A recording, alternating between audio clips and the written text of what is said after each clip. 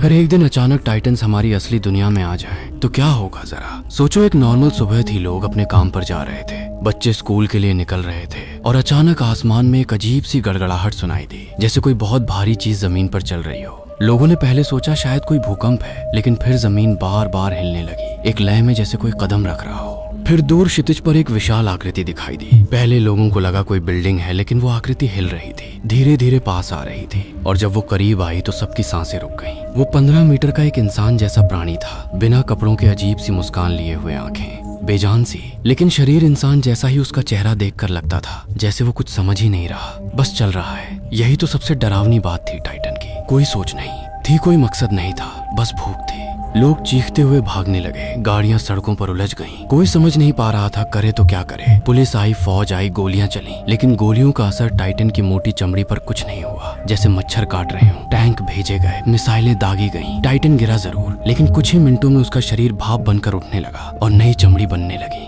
वैज्ञानिकों को समझ ही नहीं आया ये रीजनरेशन पावर आई कहां से। धीरे धीरे पता चला ये सिर्फ एक टाइटन नहीं था, दुनिया भर में अलग अलग जगहों पर टाइटन्स नमूदार होने लगे। कोई जापान में, कोई ब्राजील में, कोई भारत के किसी छोटे शहर में, जैसे धरती के अंदर से कोई पुराना राज बाहर निकल आया हो। हर सरकार हैरान थी, कोई तैयारी नहीं थी, किसी के पास इस चीज का कोई जवाब नहीं था।